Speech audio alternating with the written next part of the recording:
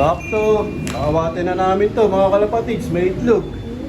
Jackpot ah. Pupunta kay JJBK yung itlog nung ibon no lahi nung kay paring Russell. Lahi ni paring Russell. Goldie.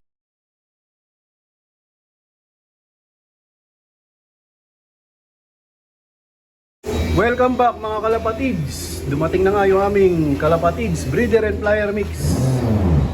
Maraming salamat Boss Ronald Gonzales. Ayan, maraming salamat sa Royal Feathers, Pigeon Bath Salt ni JPH Look.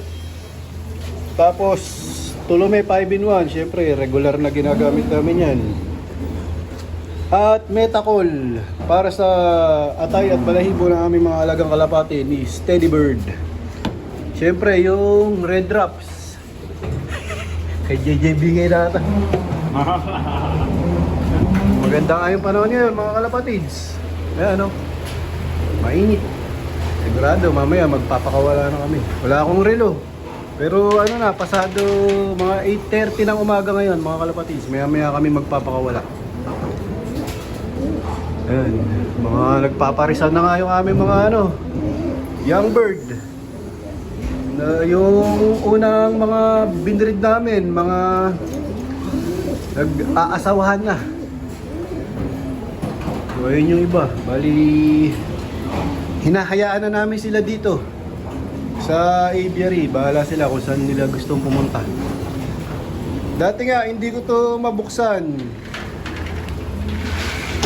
Kasi nga, kumbaga hindi ko laging binubuksan. Kasi nga, nahihirapan kami linisin nung nung hindi pa gawa, nung bubong pa. Kasi nga tumutulo sa baba namin. Ngayon pinasemento na namin yan mga kalapatids. Kaya na yan, lagi nang bubuksan. Kaya kahit anong basa yung gawin dyan, hindi na tutulo sa baba. Tapos sinarangan namin dun. Ayun, para maharang yung mga balahibo at saka yung dumi ng mga alaga namin kalapati. Dati hindi namin to baga limitado yung pagpapapunta namin ng mga kalapati dito kasi nga inaalala namin pagka napuno ng dumi to mahirapan kami maglinis tapos tutulo sa baba. Nakakaya kay JJBK pag pinalinis yan.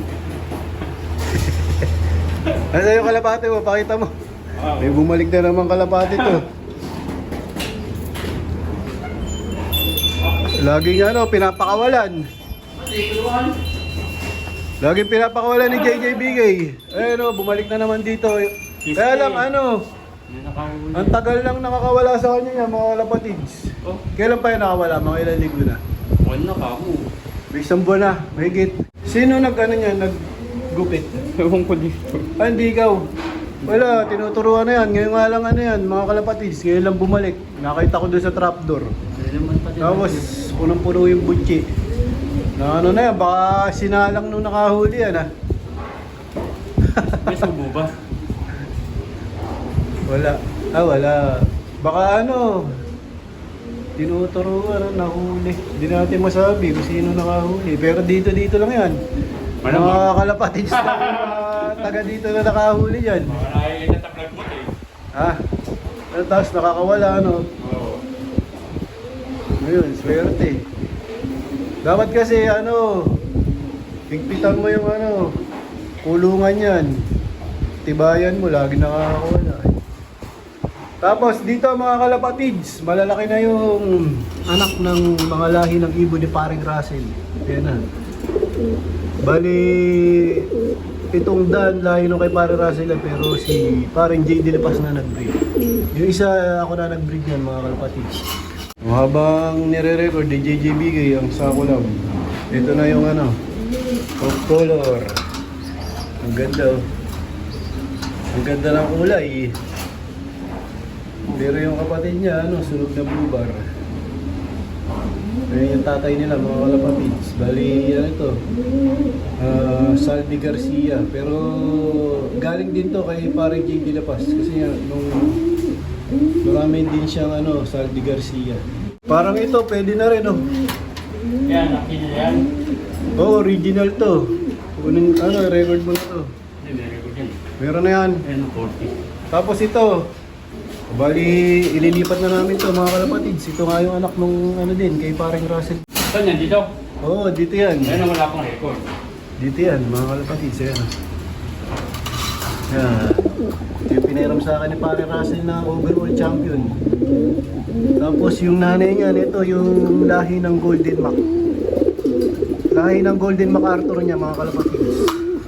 Yan, meron na ako isang panglaban na ilalagay sa young bird look. Mukhang hen nga to mga kalapatids. Oh, wala. Wala. Bali ano lang to, nag-iisa. Kasi nga yung nestmate niya ay hindi nabuhay. Bali isa lang siya na sinubuan. Eh ano, ililipat na namin to sa yung mga magulang niya. Saan yan? Dito. Patakan mo ng red drops. Siyempre, bago ilagay sa o isama sa mga maraming kalapate. Ngamin, papatakan namin yan ng red drops. Okay, isang patak lang yan. Dito, dito. Dito yan. Ah, dito yan? Oo. Hindi pa laro? Mga pawistak yan. Kay parang Russell yan. Pagani. Kaya lahi nung kay parang Russell. May itlog Ito lang. pa yung next mate. Para doon na sila subuan. May itlog. Sa'yo na lang ang itlog. Hindi nga. Oo, sige. Baka may plastic yun.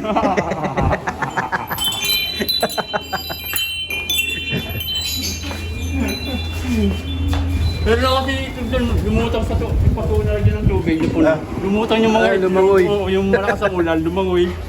Dalawang breeder pa naman yun. Ito pa, red drops. Uy! Dami. Pero okay lang yan. Walang overdose yan, mga kalapatid. Ayun na, dito na susubuan niya, no mga magulang. Arthur din yan. Opo. Ha? Sa... Fisyo. Si JJBK ang sakulam. Kayang tubig dito, dalawang pa naman. Ha? Dalawang tubig pa naman. Saan ito barako? Dito? Doon pa rin yan. Wala pang rest. Ano to ah? Saan? Wala pang pula.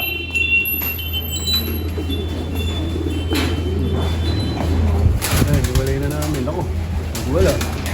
Ninibago yan. Ha? Baka manibago. Dapat yata dito muna eh.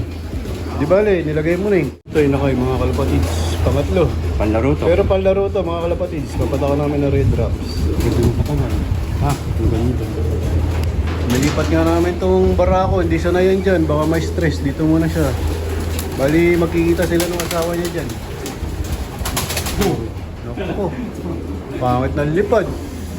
Kaya tayo dyan. Delikado pag ganun. Ano? Pagka ganun ang lipad, di pantay. Hindi, kasi ano eh. Yan? Oo. Sakto. Nakawatin na namin to mga kalapatids. May itlog. Jackpot ah. Mapupunta kay JJBK yung itlog nung ibon no lahi nung kay paring Russell. Ang lahi oh. Bakit? Yoko. Check mo yung itlog. Yoko. Plastic eh. Wala ni JJBK, jackpot na siya. Oh. Plastic. Lang. Alam.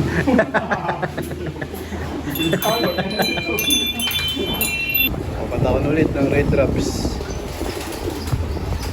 Ng hangin. Babaklasin na rin namin to mga kalapatids para mabawasan na yung pinapakain namin dito. Medyo mahirap nga yung pagpapakain ng isa-isa. Sa ganitong pagbe-bridge. So, dito ko na muna tatapusin ang video ko para sa araw na to. Please like, share, comment, subscribe. Keep safe, God bless. Ingat mga kalapatids.